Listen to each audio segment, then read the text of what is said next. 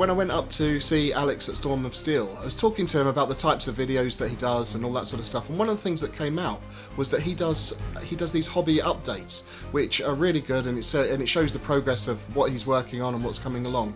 But I sort of thought, well, rather than do them the way that he does them, I thought I'd like to do something a little bit different. So what I'm going to do is I'm going to have a go at taking a project from conception to completion and doing that as one video. So rather than showing sort of weekly updates or bi-weekly updates, I'm actually going to try and do a single video about a project.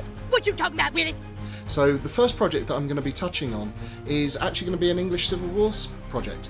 So I've sort of veered away from English Civil War for a number of years because, partly because of the number of figures that are involved, and although I've got big Napoleonic armies, I'm not really up for doing big games like that anymore. But also partly because when I did English Civil War, when I played English Civil War in the past using someone else's figures, the games seemed to be very, very long and very slow. And I remember playing till 5 in the morning, and just not really getting to a conclusion of the game. So I wasn't keen to repeat that, and I feel like my fingers were burned a little bit as far as English Civil War went.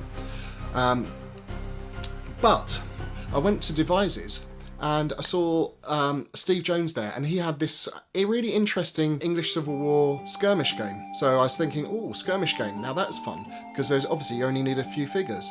But the other thing that was great about his game was for the first game you needed a small number of figures, and then there was an escalation and campaign element to it. So each game fed on from the output of one game, essentially fed on to the input of the next game, but also your forces grew with each game that you played.